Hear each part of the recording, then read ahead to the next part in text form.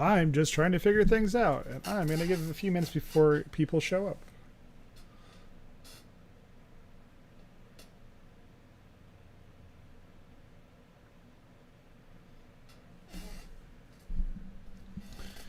In a world.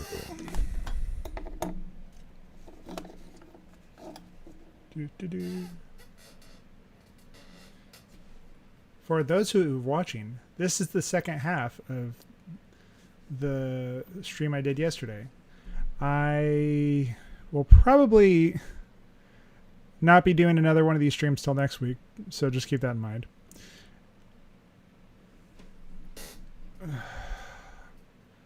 But if you guys go back and rewatch the stream from yesterday, I vocal channeled for the first time in front of people and had people asking questions.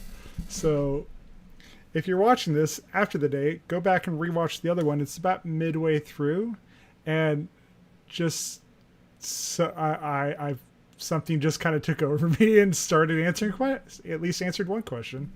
So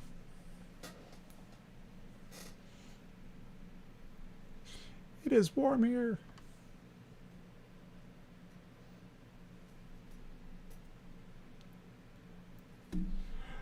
I'm gonna wait to turn on the screen or the thing so we can start. So keep in mind, these are the live stream questions from the Hidden History transmission, and we will sit there and expand on these things and discuss them. Because I like you guys. I know I don't have really anyone watching at the moment, but I do like you guys.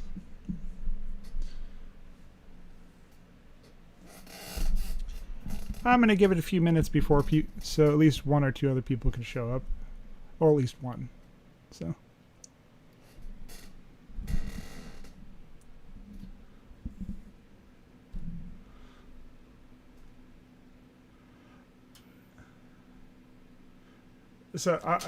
For those who actually end up watching the one from yesterday and come here today, the way I ended that stream yesterday when I was doing it, I ended up being very disoriented for about an hour after that happened. That's actually part of the reason why I stopped it as quickly as I did. And I did not have the ability or the function to be able to talk, which is very important when you're doing something like this.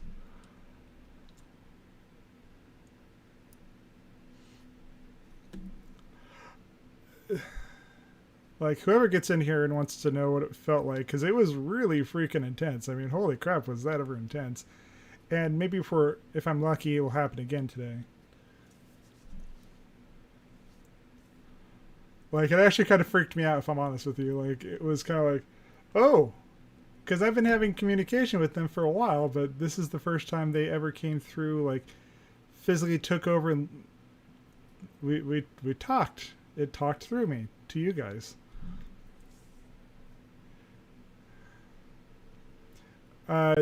So if that same person comes through me again this time, the way to tell if it's switched in and taken over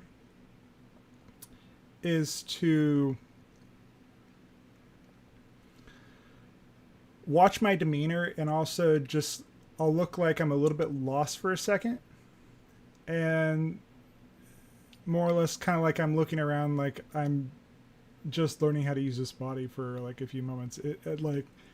And oh my god. So the other thing that I felt like when I did do it was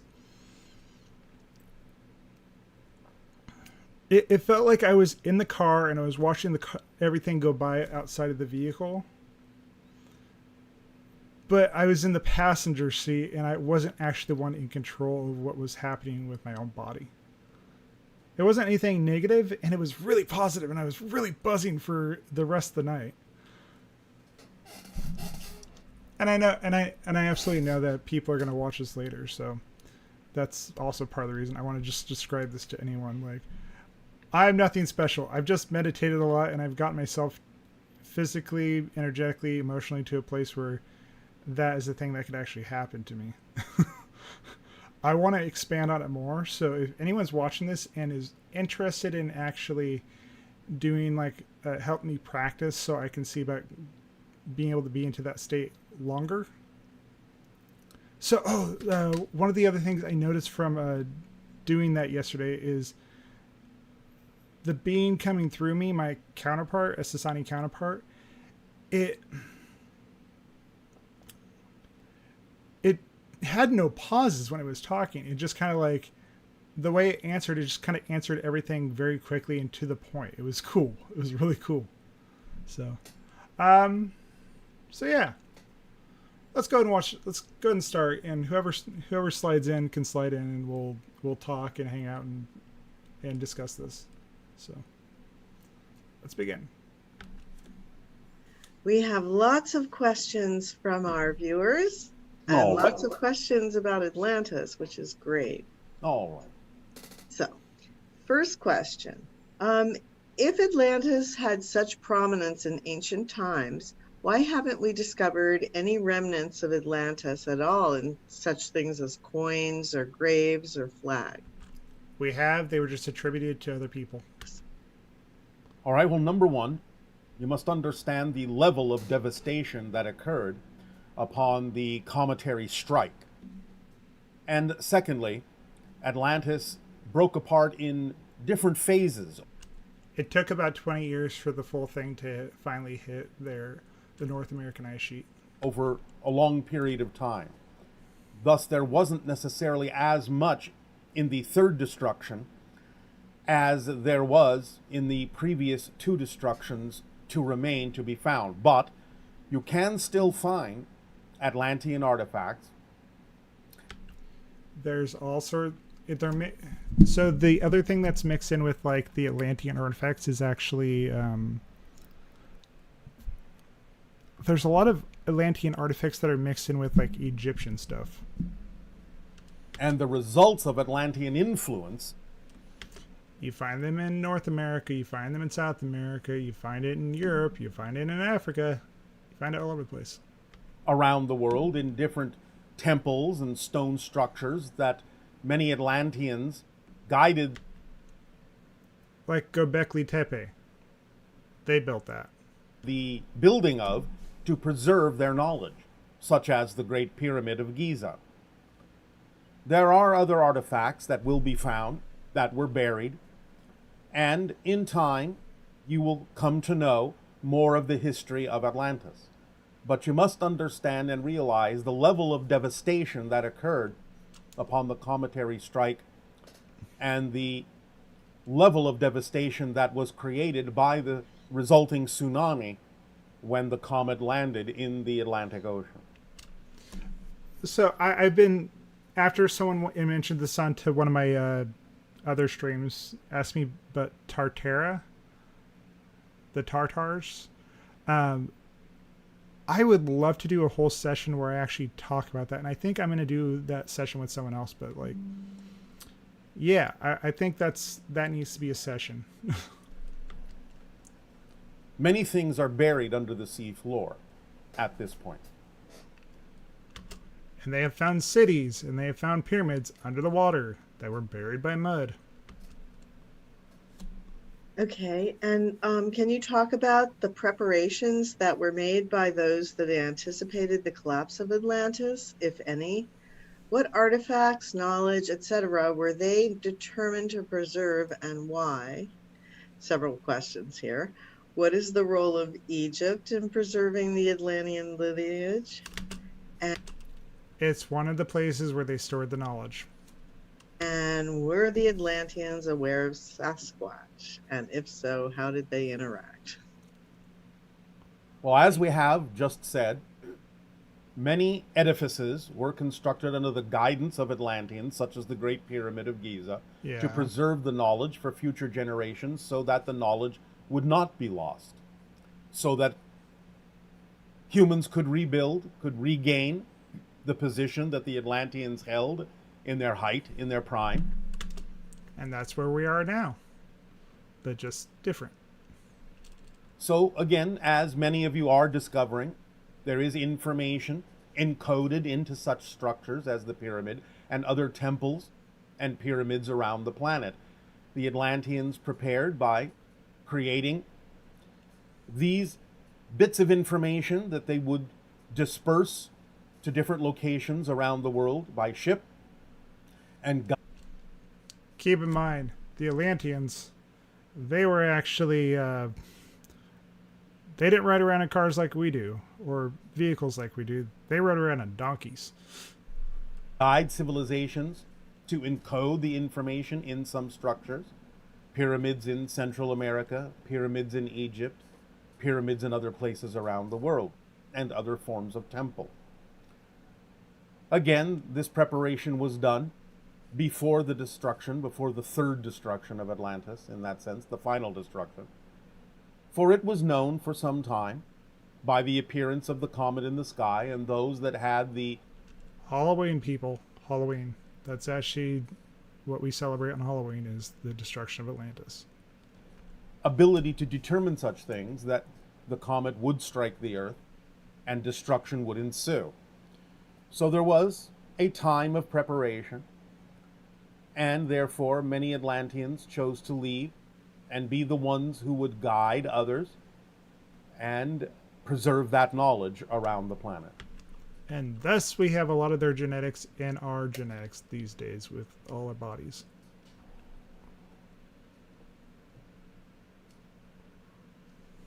The Aztecs were. One moment. With regard to the idea of Sasquatch, a few Atlanteans were aware of the existence of Sasquatch, but the interactions between later Atlanteans and Sasquatch were exceedingly rare, almost to the point of That's good, non-existent. Sam. Very early in the Atlantean history, many thousands upon thousands of years ago, more Atlanteans, or those that would become Atlanteans, knew of Sasquatch and interacted with them from time to time, though it was never absolutely a prominent relationship. Because their civilization wasn't really near where a lot of the big feet, where the Sasquatch actually would roam. And upon the ensuing destruction of Atlantis, the Sasquatch, being slipwalkers who could go into other dimensions, collectively shifted into a dimension where they would not be affected by the devastation caused by the cometary impact. And only after things had settled down, many years later, after the impact, did the Sasquatch return to your particular reality. Yeah, when things finally calmed down and they could live kind of normal lives again. Time frame to continue their. This is also why you don't see too many Sasquatch in our world today, and they're only seen sparsely, is because they don't actually fully exist in our dimension. Existence, even though they still retain the idea of slipwalking.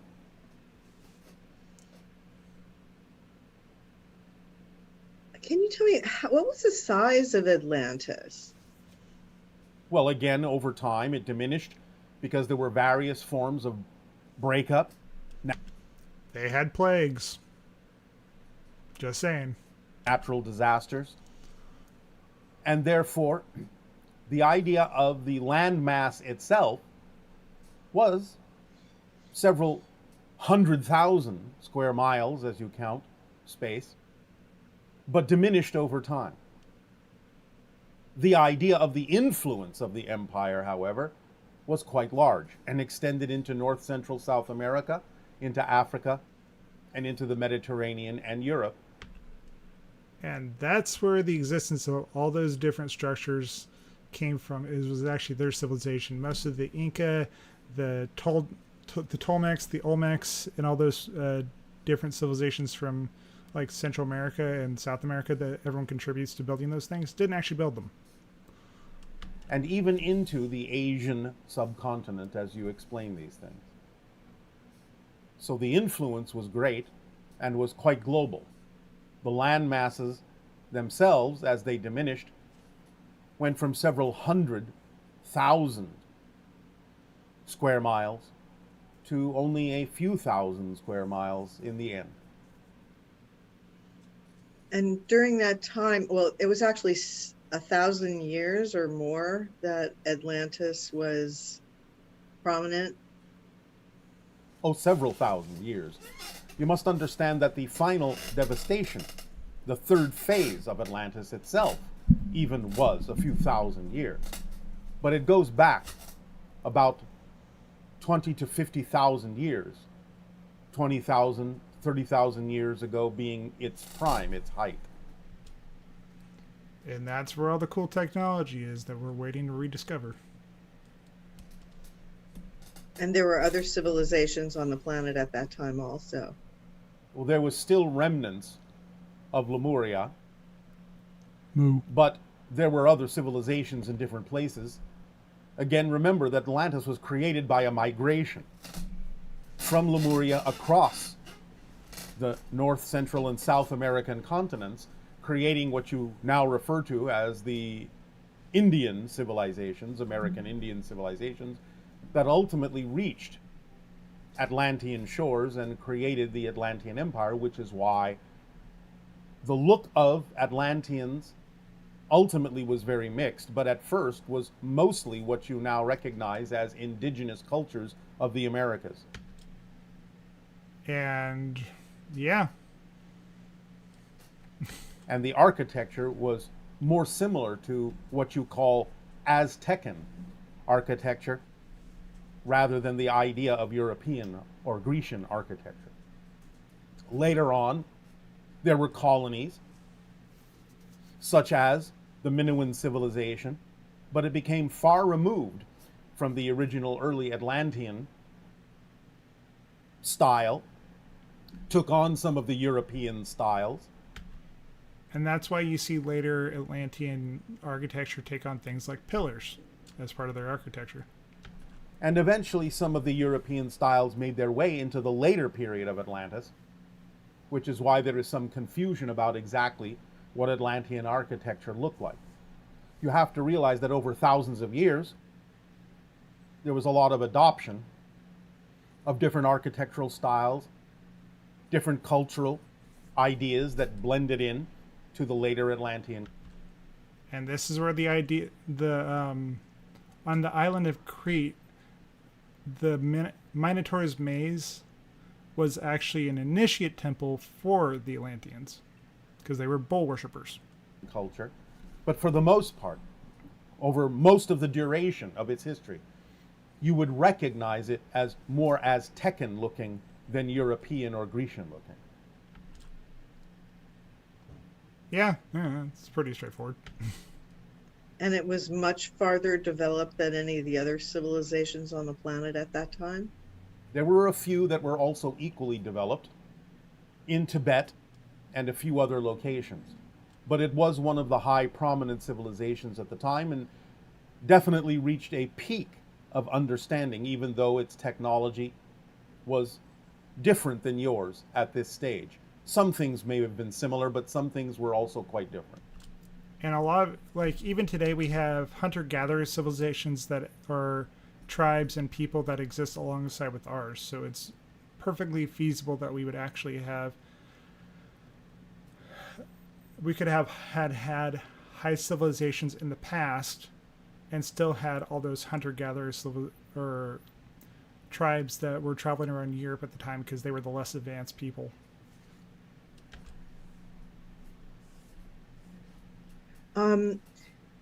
Some concept art leaked for the Atlantean characters for the upcoming Black Panther 2 film. Ceremonial wear. They're talking about ceremonial wear. How close is the wardrobe in those leaked images to actual Atlantean dress? There are some similarities, but what is being represented in what you're referring to is far more flamboyant, although there were a few ceremonial things similar to what you now recognize again as Aztecan. They lived in the Caribbean and the Atlantic Ocean in a place that was warm. They're not going to wear like super heavy stuff all the time. Garb that did reach that level of ceremonial pomposity. But this was rare in Atlantean times. There are a few minor elements in what you're referring to that are similar to Atlantean garb, but for the most part, most of it is too far, too fictionalized, too aggrandized. And there's a reason why they went with that versus like the Grecian way of thinking about Atlantis, is because it's much closer to what they just dressed in simple loincloths and stuff. They wore some tunics, but for the most part, they live in a hot place, so they're not going to wear like super hot clothes, like a lot of thick clothing. Did the Atlanteans have nuclear weapons? Not in the way we do. They understood a form of nuclear power, but they did not have nuclear weapons as you understand them. They had a different way of understanding the idea of nuclear forces and used them in different ways, but it was a rare thing, very rare in Atlantean times, to utilize that power. The idea of vibration and resonance with respect to different elements and crystals was more common in Atlantean times. And you could actually set those crystals to a certain frequency where they would explode. It is the resonance, the vibrational frequencies, that allow them to discover certain forces that you would recognize today as nuclear forces in nature. But they didn't really use them in the way that you think, in the way that you're used to thinking of. Keep in mind, the Atlanteans, yeah, they had balloons and stuff, but they rode around on donkeys. Nuclear weapons in your modern day and age. There were similar nuclear weapons at different places on the planet in times past that were used by other civilizations, especially in the Indian subcontinent. But this was a different track than the idea of the Atlanteans. That came from the War of the Gods that's recorded in India from thousands and thousands of years ago. Technology.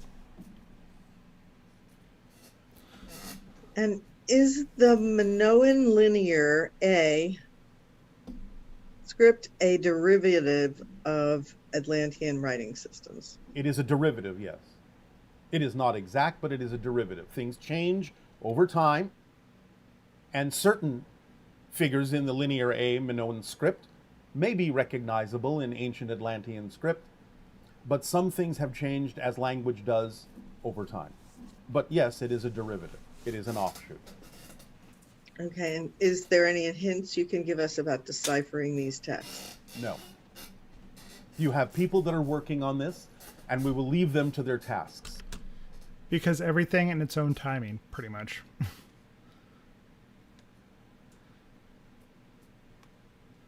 Minoan scripture. Let's see.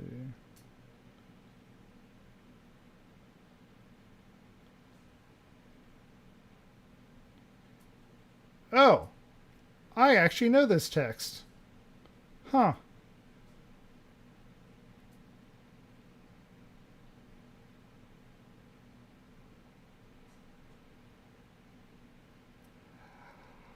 Oh, I can actually write this stuff. Oh, I actually know what this stuff says. Huh. Yeah, no, I know what this stuff says, actually. Huh. Neat. According to the timeline in which they will discover what needs to be discovered by the time you actually start discovering Atlantean script, so that you will have some clue and some key as to deciphering some ancient texts. By the way, acceptable, because I know you were watching when it happened. When that whole thing happened yesterday, when I started verbally channeling, yeah, I was disoriented for a full hour after that happened. Like, I actually reached the point where I could no longer speak. And it was wicked. Like, I was completely I was in a dazed state where I wasn't able to actually manage what I could do after that. Like, I just was completely gone with like the way my brain was functioning. So yeah. If I can get that to come through again today while we're watching this, I would love for when it says ask questions, for at least someone to ask questions. So when you notice my demeanor kind of changed like it did yesterday, if it changes, by all means, ask a question, and I will actually. I was only able to actually maintain the actual connection for maybe like a minute or two at most. So that was kind of wicked without it all like. It happened. It just kind of happened. I think I need to actually have someone here so I can practice with it. So we will leave them to their devices and their timeline at this moment. Okay. And this question is about the history of Atlantis as discussed by Lazarus. Yes. He says there were 3 distinct civilizations that existed in different time spans that Three distinct time periods, but all the same pretty much. lasted several thousand years each. Yes. The first began around 65,000 years ago. Each one rose to a peak, began to deteriorate, and then experienced a catastrophic end. The last one being destroyed around 12,800 years ago. Does that fit the chronology that you've discussed, or were you only describing the third civilization? It does fit the chronology. Generally, as we have just said, there were 3 phases, which is what Lazarus is referring to as 3 different civilizations. The idea is that the timeline is relatively accurate and does conform to what we were talking about, although most of what we have discussed about Atlantis involves primarily the second and third phases. Hey dog, please stop. Was Noah from the Bible an Atlantean? Yes. And who was it that gave him the instructions to build the ark? Extraterrestrials. Yay! So interesting. Atlantean gene concentration. Is there a region, country, city that has a population that is mostly Atlantean genetics?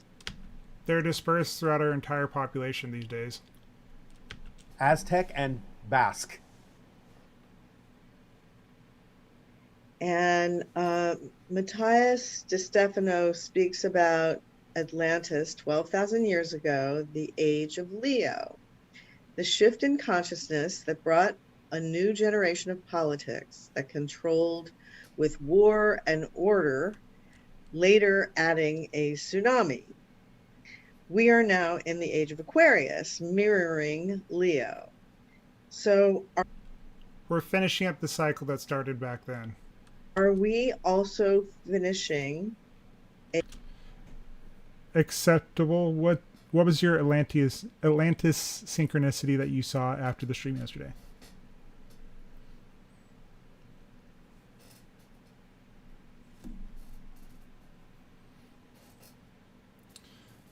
Because I want to actually hear. I love, because I've had now you and also Night Druid that was speaking yesterday. She had seen a Sasani ship after one of the previous sessions, or one of these previous streams that I did. And she felt like super energetic for like an entire day after the whole experience. So I would love to hear about your actual experience as well. A process like that. And he says Aquarius is a free era that should not be afraid of the change, but I can't help but wonder, are we triggering a tsunami or disaster Nope. as well? Nope, not in the same way. Well, again, it depends upon what path you choose. It is a free age for you to make a decision about which direction to go so that you do not necessarily repeat the Atlantean tableau. Do you want to go the super positive route, or are you going to go the super negative route? It's your choice. It's always your choice. So it's up to all of you. Don't be afraid of change, but guide yourselves according to the vibration you prefer, acting on the formula and the passion that we have given to all of you in the form of an instruction manual. and you will guide yourself in the direction to create Basque an experience people. of shifting to variations and versions of Earth that will be more positive than negative. There will still be those that will go down the negative road and may experience a reappearance of the Atlantean theme of destruction. But again, remember, through the splitting prism, you have an opportunity to go to different versions of Earth. So some will experience the negativity and some will experience the positivity. It depends on what path you take. But it is the age in which you get to decide. That's the freedom of Aquarius. That's the freedom of water. Things can shift easily in a liquid way. Nothing is frozen. Not yet. You And also kind of going back to the splitting prism of reality and things that we've experienced.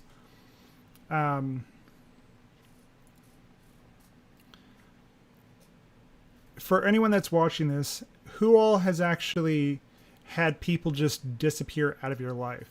Because I know I sure as hell have, like, people that used to be a prominent part of it has just, like, vanished. This goes back to the splitting prism, and I know they're still around, but at the same time, they've just kind of, like, drifted out of my life, and it's sad to see them go, but I know that it's for the best. shared with us that there was another civilization before Atlantis, Moo. and it had to do with Lemuria and Atlantis. And so, can you tell us a little more Atlantis was a colony of Lemuria. They just went the more technological route than the Lemurians did. about the Lemurian the Lemurian civilization? Yes, they were again more direct offshoots of the Anunnaki. Many of them had slightly Wonderful synchronicity. tinted blue skin. They existed in, again, the Asian continent and are remembered to some degree by some of the ancient Indian so-called gods Hold on. that have, again, the Atlantis. You shared with us that there was another civilization before Atlantis, and it had to do with Lemuria and Atlantis. And so, can you tell us a little more about the the Lemurian civilization? Yes, they were again more direct offshoots of the Anunnaki. Many of them had slightly tinted blue skin. They existed in, again, the Asian continent and are remembered to some degree by some of the ancient Indian so-called gods that have blue skin, which is a direct representation of some of the ancient Anunnaki, but also a representation to some degree of the later Lemurians, or Muans. That's why there's a bunch of stories from India about, like, people with blue skin, because they were more straight up offshoots from the original, like, inhabitants and the original giant civilization that became Lemuria and Mu. As they called their area, Mu. Shivai. Lemuria is a later appellation given by a more modern person. Ooh.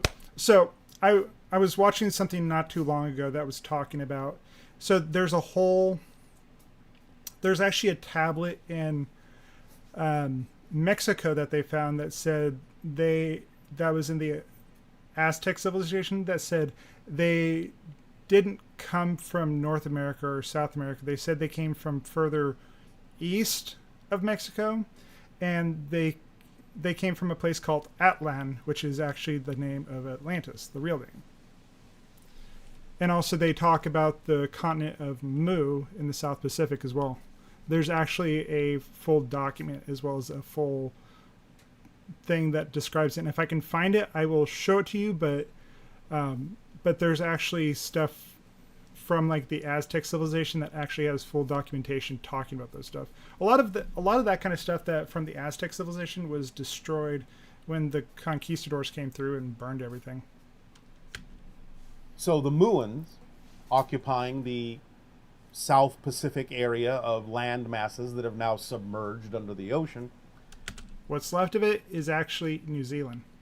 was a more natural civilization, more connected to nature, built some structures, but not as many as you would think, and built them in a more natural way. Had a stronger sense of telepathy, a stronger sense of communication with all things in nature, were truly people of the land. The world talks if you know how to listen, and it's also really surprising when you have like animals start talking to you. And it was a very lush environment in which Yes, they it lived, was. They lived which in is why huts. they didn't necessarily need too many structures. It is similar to the idea in your modern time of Hawaii, which is one of the last remnants of the Muin civilization. So keep this in mind. Most, not all, but pretty much most of the like Tonga or the Samoans, a lot of the Polynesians, those are all like the remnants and the offshoots of like the Mu civilization. Above the ocean, in that it has a very natural sort of. This is also why they there's so many in a lot of those Polynesian like societies and all those small islands. They talk about coming up and out of the ocean, like how they existed, and their origin stories always say they come from in the ocean. Literally, they were on boats and their continent sank, and they had to go to the small islands, and then they became the separate tribes that you see. But they're all realistically like ants. They're all relatives of each other. Of paradise kind of atmosphere where it's easy to live outside. Most of Mu was like this before the destruction. And again, many of the Muins.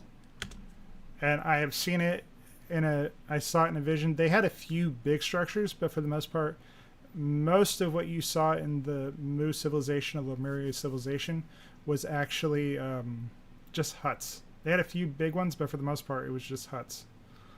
Did embark on sea voyages. They were great sailors.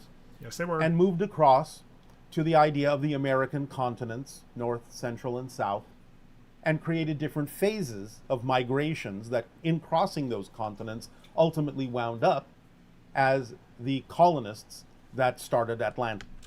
And that's as they crossed over North America and South America and Central America. That's why you have so many people that look the way they do. It's because they didn't come across the ice sheet like a lot of scientists say they did. They came from the South Pacific and then inhabited the North, Central, and South America. And then once Atlantis sank, they actually came and took over those places. So what you see in like Central America and South America are actually just combinations of those two ethnic groups that split apart from each other thousands of years ago and then came back together.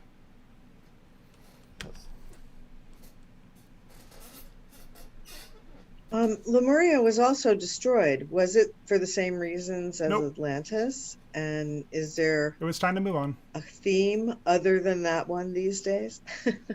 The idea of the Muin's destruction is more of the natural cycles of the Earth. Yes, it was. Land masses breaking up because of volcanic and earthquake activity, submergence because of certain gas pockets under the ocean opening up.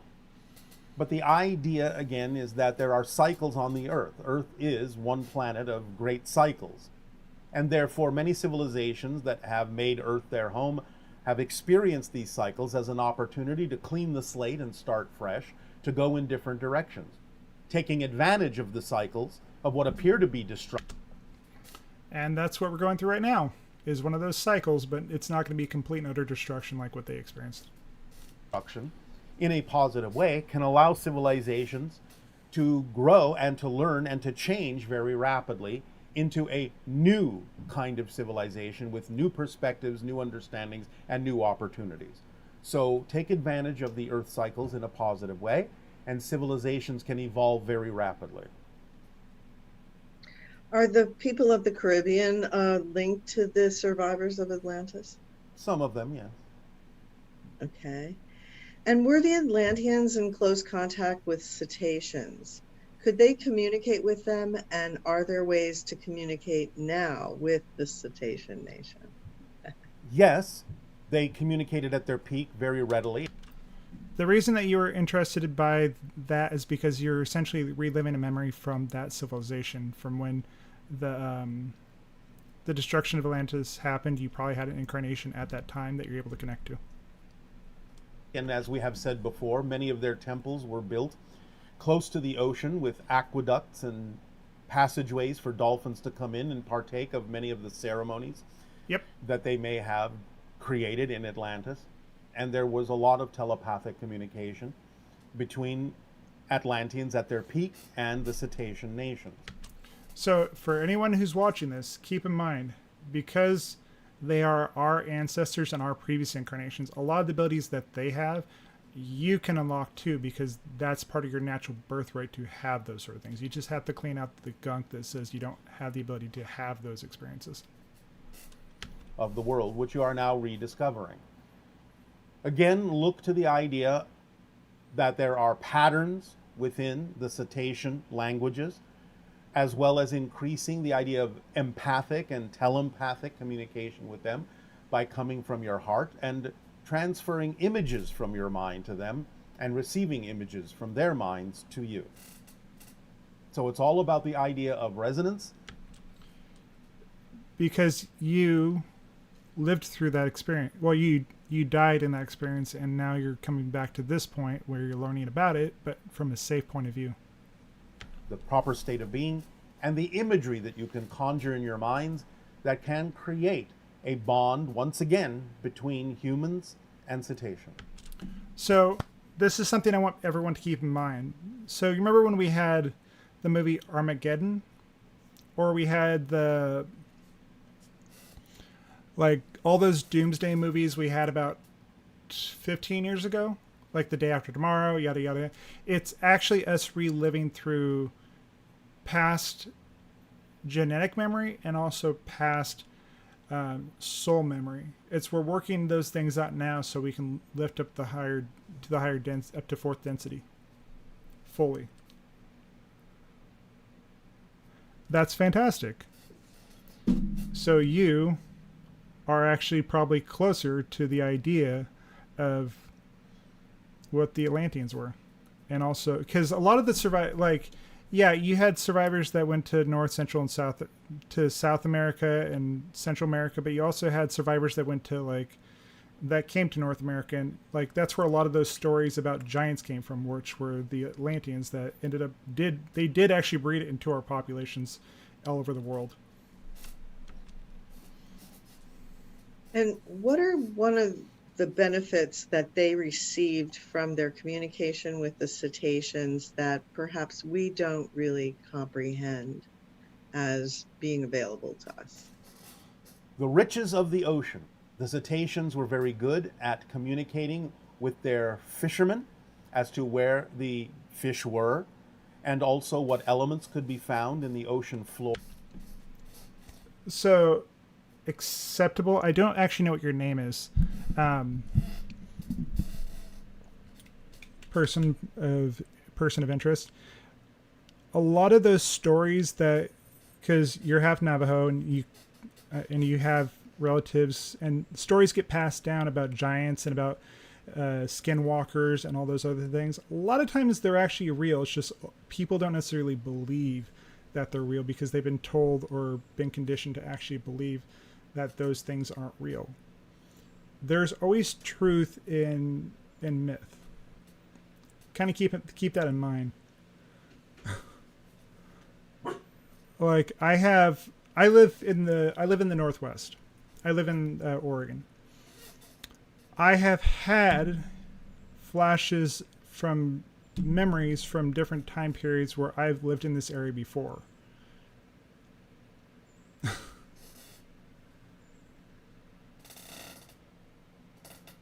So just kind of keep that in mind. It's that genetic memory. It's those things that are carrying over into our civilization, because they're our ancestors, realistically speaking. They did breed into our civilization. Or that could be... And I'm glad that you know they're real. Mine that would help with Atlantean technology. So in the world of the sea, the dolphins and other cetaceans would communicate to the Atlanteans things that they required for the building up of the Atlantean civilization and the feeding of the peoples of the land. They were very rich in terms of mining also things like kelp and sea vegetables. And how did they communicate this information to the Atlanteans? As we said, through the idea of imagery in the mind telepathically. If you've ever met a dolphin, they always give you lots of images the moment you're around them. In the idea of showing them areas that they were somewhat familiar with. In other words, an image that says, go here, an image of the thing that they sought, thus understanding that that existed in the area that they were familiar with visually. Was hubris purely the spiritual aspect in a law of attraction sense that drew the... This is the other half of the one that I had on yesterday, Hidden History. I'm not going to do the meditation portion of the things so I'm not doing the full transmission. So if you guys do want to watch it without me talking through things, go to bashar.org and buy the transmission yourself. I can't put these up as just straight transmissions without me talking on it, because the only way I can truly have these up here is if I'm making commentary on them. So that's just kind of thing to keep in mind. If you guys would like to watch these without me talking, they're on bashar.org. So comet to destroy Atlantis, and did their technology draw the comet in? Not literally draw the comet in, but again, vibrationally, attracting to themselves that particular choice, that particular version they wiped the slate clean of Earth. Now, so Atlantis started with kings and ended with dictators. Keep that in mind too. So they kind of destroyed themselves, kind of like what you see happening in certain parts of the world right now.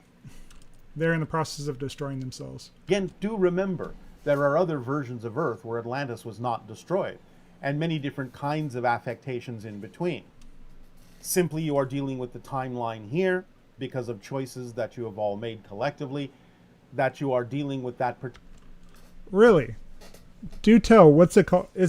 What is the Navajo version of a... I've never heard that there was a Navajo version of a dolphin. Huh. So, what is the actual...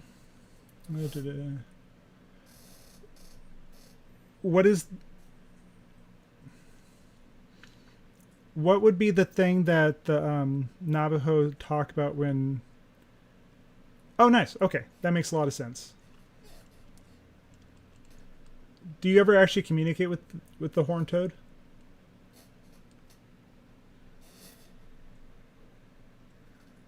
Because, I mean, literally everything talks, especially animals. Animals talk so much. Sometimes it's kind of loud. Particular timeline where the Atlantean vibration of breaking into the positive and negative side, and the negative side becoming more dominant, what you call hubris, and the idea of self-destructive tendencies to draw themselves, to shift themselves into the version of the timeline that contain the idea of cometary destruction and devastation.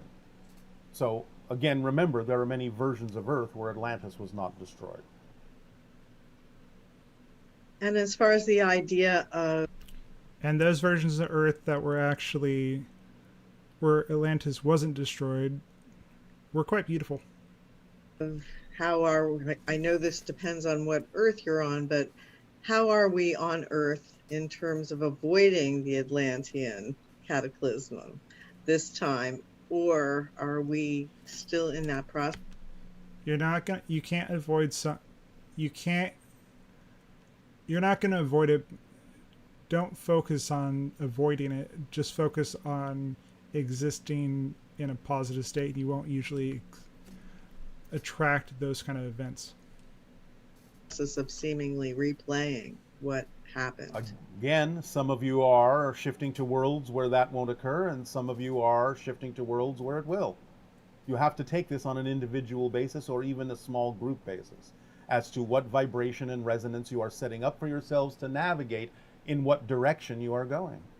So it cannot just be one answer for one Earth. So I guess the idea that if you see a lot happening on the Earth you're on that appears to be going in that direction, you you still have to remember the splitting prism concept and the idea of the glass wall. Um,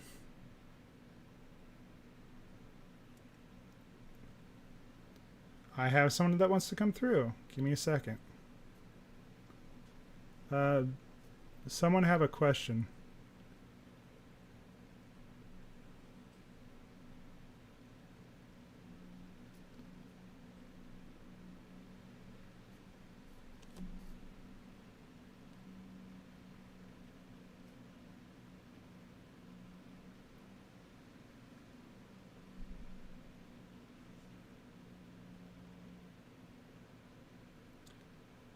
I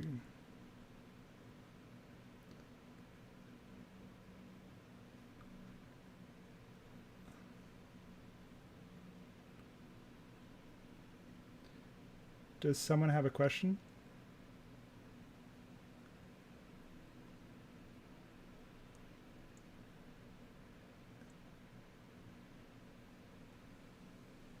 The vibration of Atlantis is past.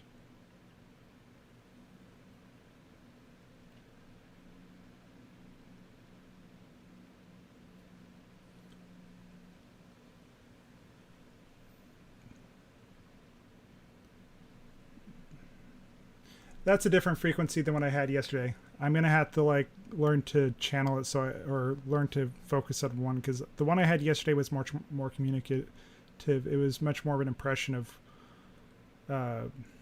something, not necessarily the it's not necessarily the kind of connection that was able to communicate fully like I had yesterday. So I need to sit and have someone help me like vocal channel or give me practice so I can actually focus in on something and hold it for longer.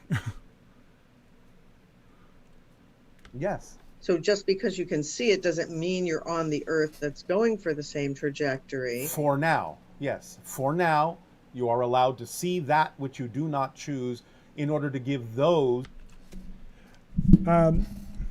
Acceptable. I will say this much reading the question now. Obviously, if you're having flashes of the comet, it's the connection is your past connection, and that's, I believe, what they were trying to say is it's one of your previous incarnations that went through the experience of where Atlantis sank below the ocean and had the comet hit and death and destruction. You didn't survive there. So if you probably had like a fear of water or that you're going to potentially drown, that could actually be potentially come from that point in time as well. Let's continue on with the questions. On that side of the wall, the opportunity to see you and to change their minds if they're going in a destructive direction. Of course, those on the positive side can also still choose to go in a destructive direction, which is why we're saying you now have the ability to choose. This is the time of choosing. This is the fluidity that is being discussed here, where everything is still a free choice. You can see realities that you don't necessarily exist in, but still are capable of choosing to exist in them. So again, until this crystallizes, seeing something that is not vibrationally compatible with you does not mean, if you stay in a positive state, that you are actually existing in that reality. But if you stay positive, eventually you will no longer experience those particular abilities to see those things, and those in the negative realities will no longer experience the ability to choose to go in a positive direction by seeing living examples, because they will have shut them out and blinded themselves to those positive examples they could have chosen. So I will say this much. I've had visions of where I live completely underwater, and I've also had visions of places I've got like around here that are completely utterly have turned into deserts. I live in a very lush green part of the country, a part of the United States, and I'm not so, like me personally, I'm not so much getting those visions like I used to about everything here where I live completely underwater, like seeing the room and the places and everything completely just submerged underwater.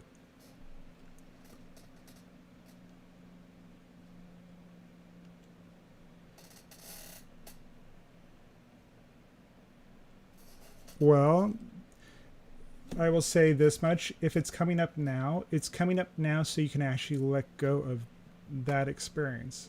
Because it's no longer necessarily relevant because you're aware of it. Because keep in mind, and Bashar has said this many times, that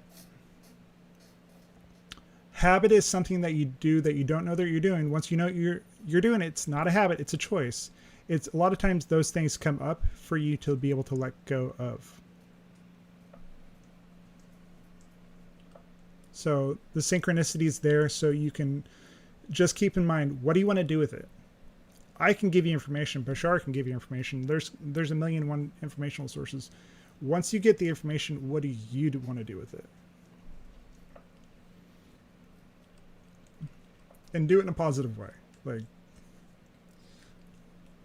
eventually, in the years to come. And the idea of this cataclysm, that wouldn't necessarily Let me be scroll in the back. form. Example, the ability to stay positive, even compatible necessarily exist in, but still are capable of choosing fluid because Bashar answers this on an question right here. individual basis or even a small group basis as to what vibration and resonance you are setting up for yourselves to navigate in Bye-bye. what direction you are going. So it cannot just be one answer for one Earth. So I guess the idea that if you see a lot happening on the earth you're on that appears to be going in that direction, you still have to remember the splitting prism concept and the idea of the glass wall. Yes. So just because you can see it doesn't mean you're on the earth that's going for the same trajectory. For now, yes. For now, you are allowed to see that which you do not choose in order to give those on that side of the wall the opportunity to see you and to change their minds if they're going in a destructive direction. Also, keep in mind, you're not going to leave anyone behind. You'll just have the version of them that matches the frequency of who you are at that moment. You'll shift to the version of Earth that matches who you are at that moment. So you're not leaving anyone behind.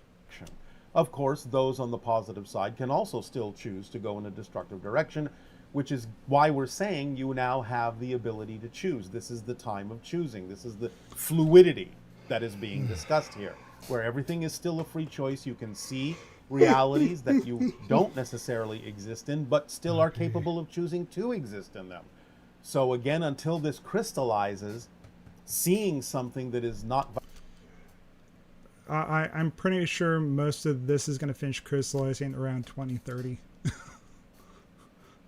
vibrationally compatible with you does not mean, if you stay in a positive state, that you are actually existing in that reality. But if you stay positive, eventually you will no longer experience those particular abilities to see those things, and those in the negative realities will no longer experience the ability to choose to go in a positive direction by seeing living examples, because they will have shut them out and blinded themselves to those positive examples they could have chosen. And I have had people completely shut me out of their life and completely also remove me because I was not example they wanted or needed, so I'm okay with not being in their life now. Eventually, in the years to come. And the idea of this cataclysm, that wouldn't necessarily be in the form of attracting a comet. It would be using whatever is available, in a sense. Possibly so, but again, it depends on the reality that you are shifting to. It would be, in a sense, ironic, and many people gravitate towards irony to draw or attract the same thing that destroyed Atlantis. So many may experience that, but others may experience the concept of cataclysm in a different way, a lighter way, something that they can get through, something they can deal with, something they can relate to and survive. So speaking of cometary impacts, the Siberian comet asteroid hit that happened at the beginning of the the Tunguska event. That was also that was a remnant of one of the comets. It was a remnant from the comet that sank Atlantis. So we kind of relived that in a small sense compared to like the huge cometary body that destroyed the North American ice sheet in pretty much an instant. more easily. Again, you have to understand that there's a spectrum here. It's not just this or that. It's many different things in between, and many This different and people, that. This and that, and then eventually this is that. based on their vibration, will choose to experience transformation in a variety of ways. So that idea of attracting nuclear war. I'm here not to give people. I'm here to just share information with people. I don't care if they actually believe me or not. The ones that actually want the information that I want or that I have to give, they'll come into my life and they'll think it's the greatest thing in the world. Versus people who show up and choose to see me as being crazy, but I know the information I have to share is good. It's a lot less crazy than they think because it's outside the realm of what they understand. But I try to be an example to everyone that they can choose positivity. Well, first of all, is that true for all Earths that the ETs would, in a sense, Nope. inhibit? No, it is not true for all Earths because, as we have said, everything exists now. And there are already Earths that coexist alongside what you're experiencing that have already destroyed themselves utterly. We're on the timeline of contact, people. So the Earth you are speaking to, Of for course. sure, there will be some on that Earth also that would maybe experience limited nuclear experience, but No, no, as long as I no. We are not communicating a vibration of frequency to that particular reality. Because that version of reality would destroy themselves, and they don't waste time with things that are useless. Okay. We are doing so less and less. You have to understand, our initial contact, our initial spread, different versions of us that are communicating with different versions of Earth are becoming fewer and fewer, all coalescing into only those versions that will be more representative of the vibration that we are compatible with. So keep in mind, the fact that he's still here and that their information is still coming through means we're still compatible and we're still heading towards open contact. In order for you to have contact with all those different versions of us. So the ones that are choosing to go in more negative directions, different versions of us unplug from, because they are choosing not to experience the vibration we are suggesting that they take. And therefore they no longer experience a version of us. Okay, so when you were talking about that the ETs wouldn't intervene if it was a limited nuclear kind of incident, Yes. does that mean that anybody who experiences that would not be aligned essentially with the future or the reality that is representative of your communication? At this time, not necessarily, because the fact that we have told you that there can be an allowance for a limited nuclear Like a tactical nuke. experience is still within the vibration of the potential of surviving that and coming out of it in a much more positive way, making certain decisions based on that experience. So I love that they're talking about this right now, because if you're following the war happening over in Ukraine right now, there is a dam got blown up, and the water that was feeding into the Zaporizhzhia nuclear power plant, that feeds into the idea of something limited nuclear, but like that's not. Really hope that doesn't happen. Let's be honest. But it plays into what he's talking about. So that's still part of the connection of the possibility of different Earths to experience open contact, but it depends on how you use such an experience, which we'll be observing. I see. Continue to be in a positive state and stay neutral about most things, and you'll just shift to the versions of Earth that are going to have contact with Sasani and a lot of other ET civilizations. Thank you. Yes. Are there any human groups that don't have Atlantean genes or blue blood? At this point, no.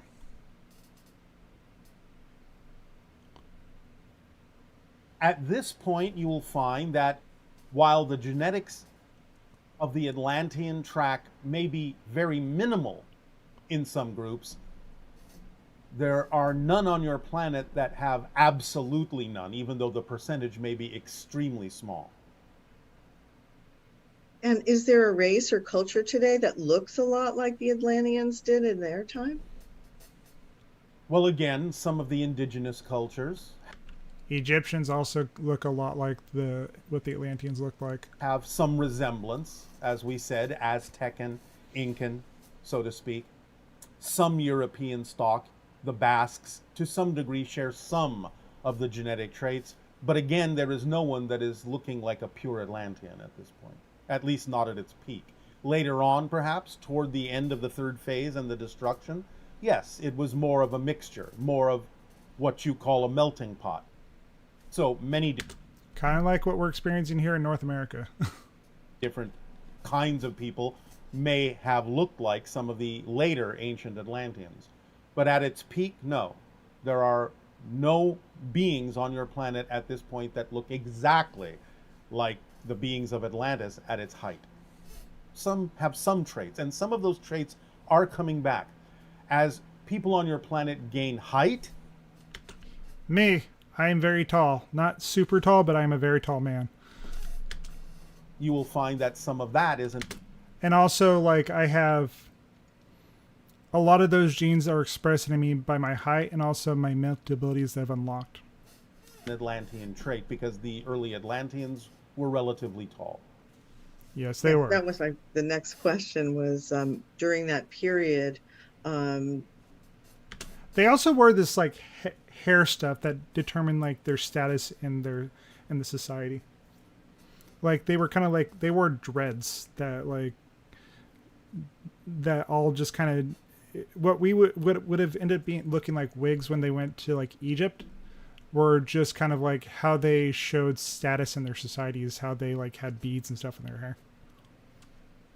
Of when they were, let's see, sorry. It's okay to be short. From the golden age to the time of their destruction. Someone was asking how tall were they? It was not uncommon for them to be somewhere around 7 feet. There were some even 8 feet tall, and that is a typical average.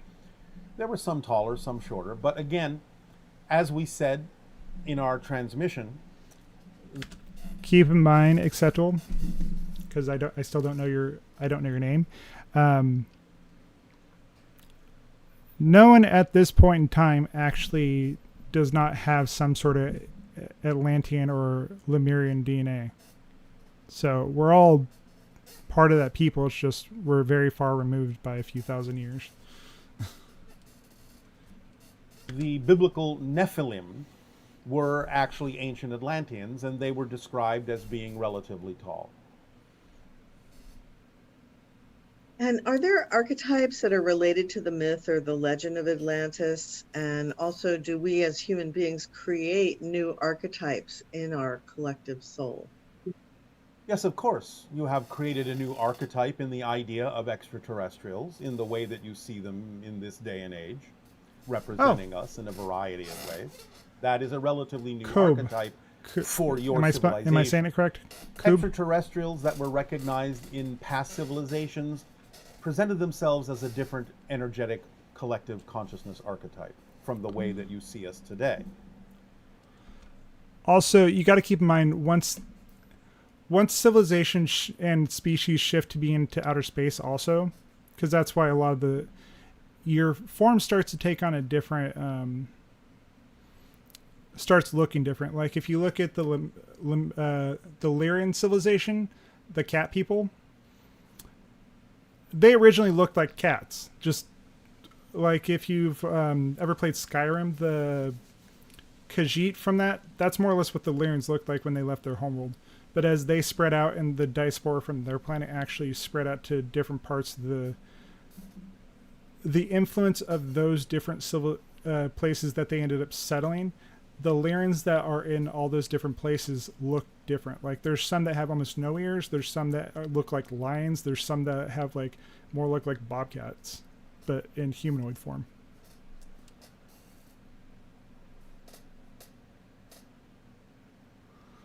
Oh, Kobe. Okay.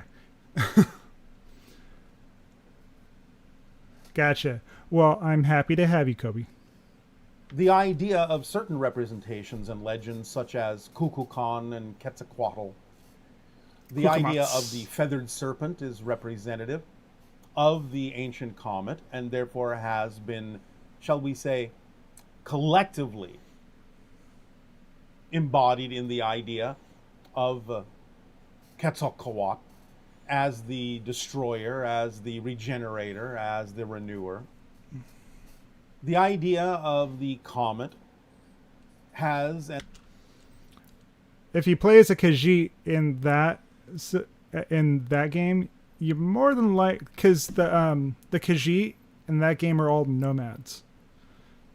The Khajiit, the Lyrians that are out there, they're all nomads. It's kind of the energy of their people, and their language is actually pretty cool sounding. It's very like kind of sort of sound, but they have a there's one dialect of Lyrian that sounds it goes Akwchis Arfgidach.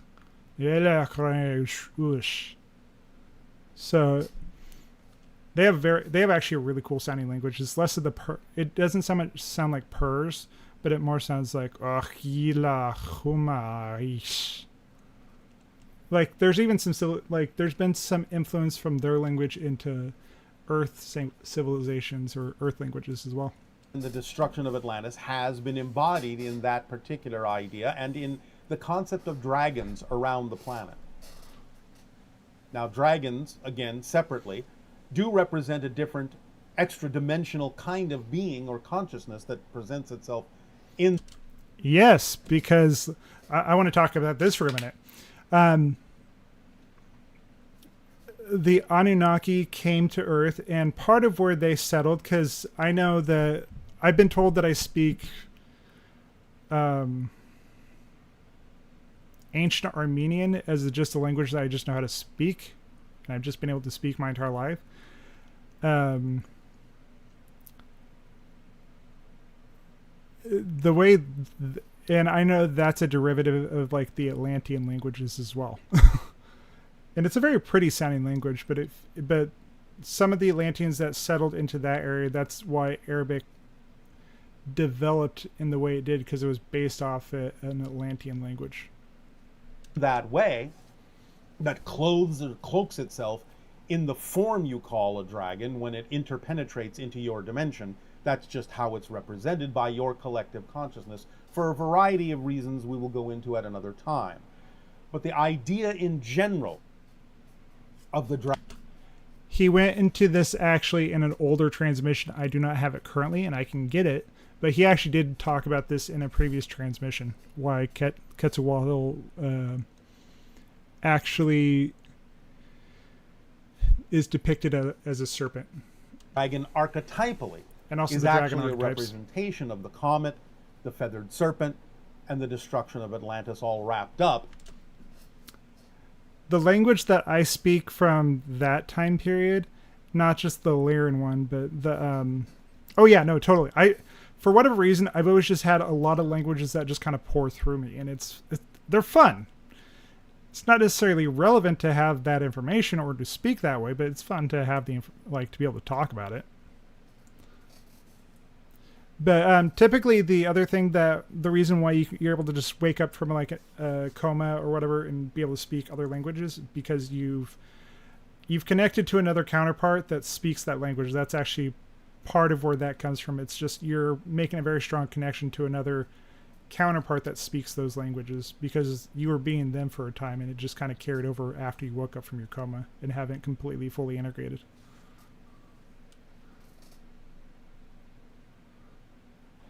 In the idea of that legendary archetype. This will be up if you want to watch it later. Japan has been told it possesses strong links to Atlantis and Lemuria. Can you expand on that? More Well, Lemuria. mostly Lemuria. Yeah, because of where it again, is. the South Pacific Asian area was the Muon homeland. And Japan played a part. So Easter Island, that was part of Mu. That was part of Lemuria. that's where all the Moai actually come from, is from the Lemurians. In the idea of migrations from the more southerly versions of Mu into the more northerly areas, the more northerly islands around the area at the time.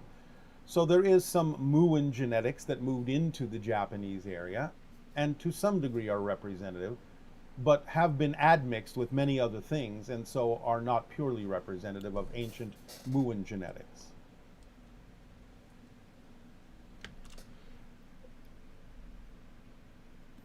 More than likely, you have family history there, just like we all do. Like the migration that they said where people came down, crossed Asia and all that stuff. Yeah, that's not how we spread through the world. Like humans got spread throughout the world. There were different, essentially, laboratories around the world that were working on different aspects of what became humans. That's why there's such a variety of the way people look around the world, because typically most planets that get to the point where we are, culturally, energetically, spiritually, and everything, it's very homogenous. But the reason why we have such a variety of way people look around the planet is because we've been around for 250,000 years, let's be honest. And also different alien epigenetics expresses differently. That's also part of the reason why everyone looks so different from different parts of the planet.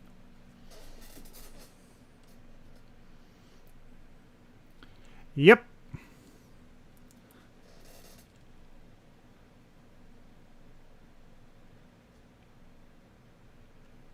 Hold on one sec. So if you're from the Philippines and if you look Filipino, that's actually close to where Mu was. Keep that in mind. A lot of the Pacific Islanders and Philippines and Southeast Asians and even the Aborigines and also the Polynesian, all of that actually extends from Lemuria to start with. Was Poseidon the last king of Atlantis? It is a name that is used to represent the last king of Atlantis, yes. He's often depicted surrounded by dolphins. Is that an image for connecting to Sirius, or is that a Atlantean type image? Both. How many star systems are there involved with Atlantis? Sirius, primarily. There are a few others. We cannot discuss them at this time. It said that there are... So keep this in mind with much of what Bashar said in the past. A lot of our history has been lost, but one of the first things they're going to give us when they open contact begins and we're in person, they're going to give us a device that has our full true history of where we come from and how we existed and how we actually spread throughout the world. A lot of the things that were taken away from us from our history are going to be returned to us. Codes and keys necessary to open the Atlantean halls of records. Is that correct? And are there these codes and keys? There are, and don't expect me to give them to you. So discovering those will help us unlock our past. All I can tell you is it's based, again, on musical vibration. Okay. So Everything's frequency. What else can you say about that? Nothing. Okay. Did women inherently have more prestige and power in Atlantis? They were matriarchal in nature. And than men did, or was it also patriarchy? It was relatively equal. I don't care. Just because they don't like what I say doesn't mean it's not true. So what was the hubris that they expressed, that if they were relatively balanced in the male-female? Again, you have to understand you're talking about evolution over thousands of years. Mm-hmm. So the idea of changes happened in different places, in different ways, at different times. splitting them into the idea of more positive and negative, connecting to both the sexes, the sons and daughters of light, the sons and daughters of darkness. Again, similar to what your American continent and many global nations on your planet are going through now, where are those that lean more toward the idea of self-empowerment and those that lean more toward the idea of order and control. Narcissists, that's completely in the dark side of things, and they're in that complete state of denial. So this is not necessarily... Well, Kobe, that's why we're here, because we all love that stuff, because we're here to help other people remember what's going to happen, or to help spread the word. Restricted to the idea of one gender. The idea is that there was a split over long periods of time that allowed people of both sexes to go in different directions. As you see today, where you have no difference, in a sense, between the idea of men and women going toward the darkness and men and women going toward the light. So when you talk about hubris, I mean, like, what would you say is the most strongest vibrational state that those that would be going in the direction of the destruction? The negative ego, arrogance, the idea of being above and in control with the physical mind, instead of the partnership between the physical and higher mind. And that's something you need to integrate as we go forward, because if you don't, when we start having open contact, if you're not acting in a cohesive nature with you and your higher self and everything integrated, you will have a psychotic break once those things start showing up in your life. The abandonment of the connection to the higher mind. So essentially, it's the idea of spiritual connectivity and the way you relate to it. And because I know that in a lot of religions, people are always reaching for that higher state of God or connection. Yes. And essentially, what you're saying, everything comes down to your connection to your higher self. Connection to source, connection to higher self, yes. And the idea and understanding of what physical mind is all about, and not imposing too much upon it to think that it is in control. So another question that came here was a person who lives in California, and they were surrounded by Lemurian temples and vortexes. So how do the Lemurians tap into the whole idea of evolution in California? That's where fun fact, a bunch of the survivors after Lemuria sank into the ocean came and landed in California. There, they found a bunch of mummies and dead bodies around Mount Shasta a bunch of years ago that were taken away. Well, again, as we said earlier, the Lemurians were great seafarers and crossed the Pacific Ocean into the North American continent, as well as Central and South America. So a lot of Native Americans, Kobe, you included, you have connections to Lemuria as well. Pretty simple. Like, that's where a good majority of, like, the actual, I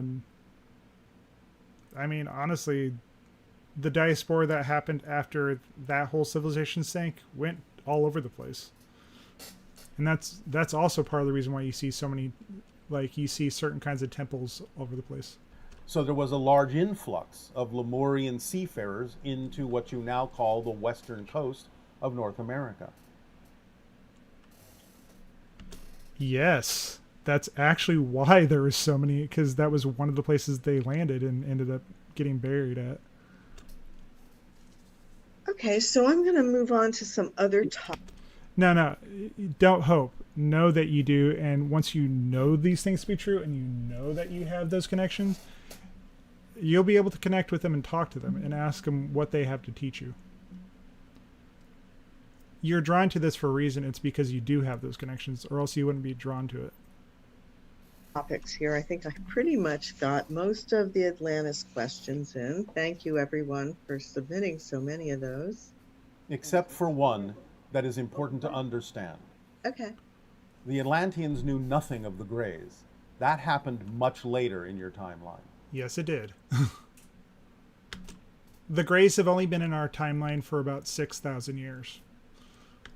So their connection with extraterrestrials was all about the Anunnaki? And others, such as from Sirius, but the Greys in your timeline did not exist at that point. The Greys did not really enter your timeline solidly until about 6,000 of your years ago. Yep. I see. long after the destruction of Atlantis. Okay. So, if you guys like listening to Ryok and Tyler and all that stuff, what I have heard him say with a lot of the hybrid civilizations that we're in contact with now, and that because they're a lot of them are multidimensional in nature, they're inserting them in on their into their past when they remember being actually inserted into their timeline. So they're actually inserting themselves at the point where they are now, because that's where they remember in their history becoming part of the collective and also becoming connected to us. Thank you for clarifying that. Yes. One person was asking, how do we know what our theme is in this incarnation? And how can a theme of tragedy, such as the murder of his daughter? Generally speaking, when you have things like that happen, it's usually a really big teacher. Or the devastation of Atlantis be of value? Again, learning. Yeah,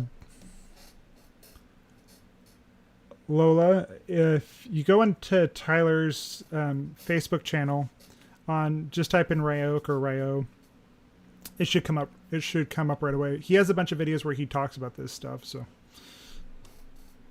that things don't repeat is one way to learn from what you call tragedy. How to be of a vibration that will allow you to experience a different kind of reality other than what you are calling tragedy. And also, even though people may transition into spirit, improving your connection to them in spirit to be guided and given information by them is also a learning experience to improve your empathy and telepathy and connections to spirit and your own spirituality by knowing that nothing ever ends. Oh my god, I watched that. Do you guys want to watch that together? I watched that earlier. It was so freaking good.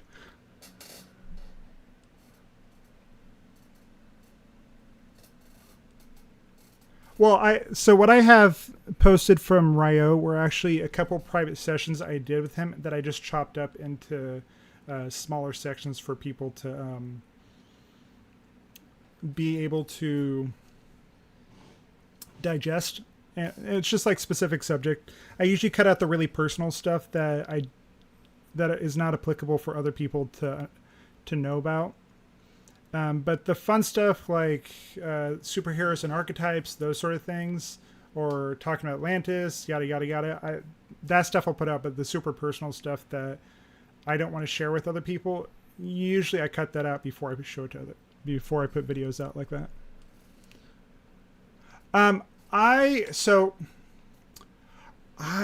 God, how long have I been on now? If you guys would be interested, for the few people that are here, would you be interested in sitting there watching the one that Tyler put out about the Greys today?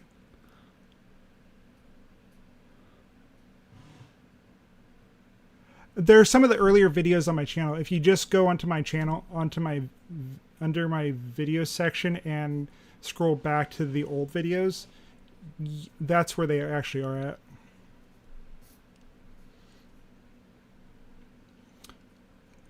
Because he's pretty much to the end of like the question and answer, the online question and answer stuff. So if you guys would be interested in watching the video that Ryo put out today, so we can watch it together, I'd be more than happy to do that because I already watched it once earlier, but I'd be happy to actually watch it with you guys right now.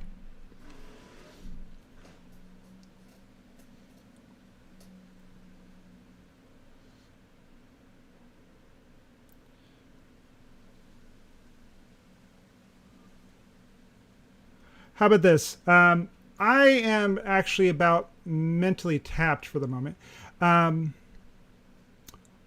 I need to get some food in me because it's about 5:30 my time. I'm probably going to get off here and I will go get food. I might come back on later, but don't hold me to it. But I'm pretty much... So for those of you that are watching this and that watch it in the future, for at least the time being, when I'm going to do these live streams, they're more than likely going to be on like probably Mondays and Tuesdays. Just because I have a clinic that I'm working at. On the days that I work, I don't have any energy when I get off in order to do more of these sort of things. So,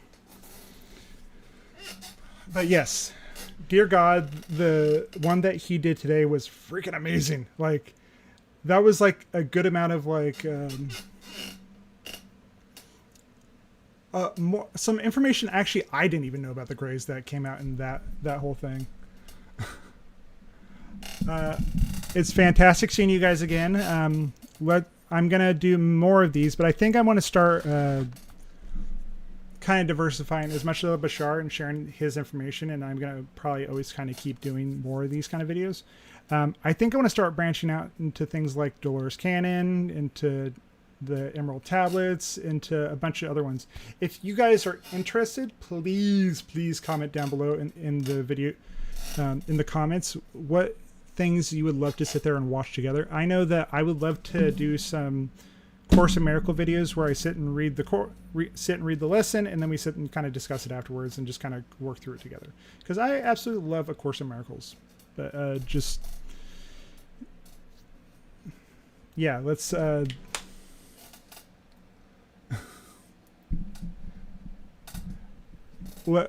get back together and we can talk about this more. And I know that I do have I have a few people that watch these videos now, and it's always fun sharing this information with people.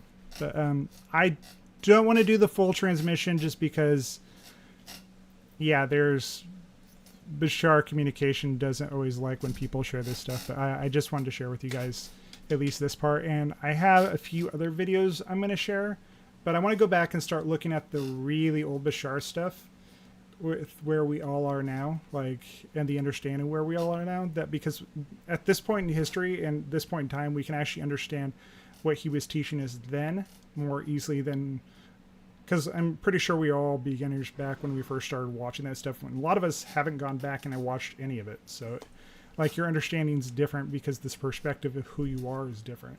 So yeah. I have all the Convoluted Universe books if you guys would like.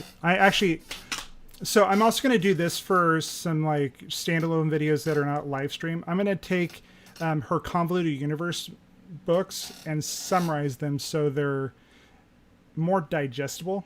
So the concepts themselves are not like these big convoluted conversations. You can just get like the core of what each of the books is about, and also like a synopsis so you can go in with a very clear mind about what you're reading when you actually read those books. And Chiron. Oh, I love Chiron. So Chiron, so I will say this much. If you guys love Bashar, like I do, and Chiron and any number of other teachers, and we're all going back to the well, but I've been drinking from the well for quite a long time, and I can pull new things out. The stuff that Chiron says and a few specific channelers, and also like if you've been watching Bashar for a long time, you could actually understand A Course in Miracles really easily now. Like I know this for a fact after I had been listening to Bashar for a while and a Disciplines of the Universe from Gary Renard and yada yada yada. When I actually went back and read those books, it was much more easy to understand than it was before I actually started absorbing this kind of material. So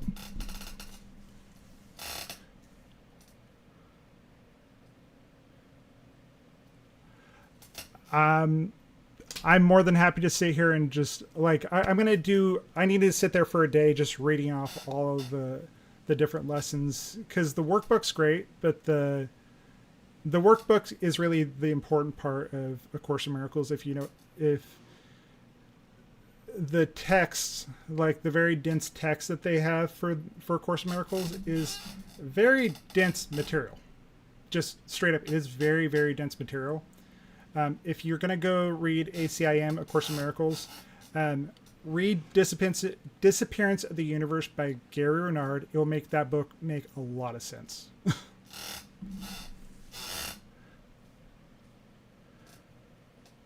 And yes, I'm going to more or less take the ones that are already up on YouTube and watch those with you guys, because I know I've gone back with some of the videos that I've done recently. The way I understand things now compared to the first time that I watched them, I understand that stuff on a much higher level than what I understood back then. So.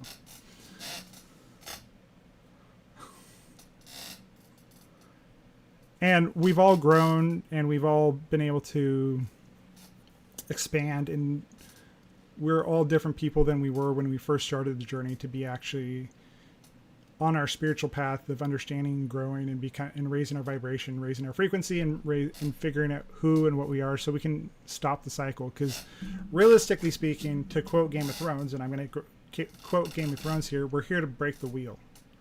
We don't have to continue on the path that we were before. So.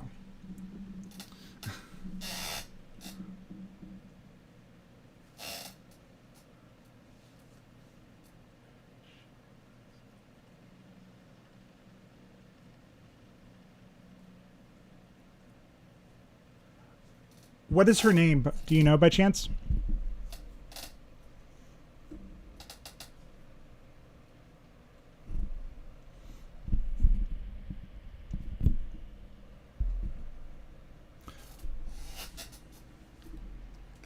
Anyways, my friends, people that I enjoy watching this stuff with, I am going...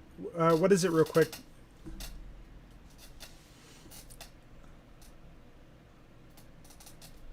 Oneness. I can probably look it up from that, but just, yeah, I will talk to y'all later. Have a great evening. I'm going to get food because I'm kind of starving right now. And have a great day.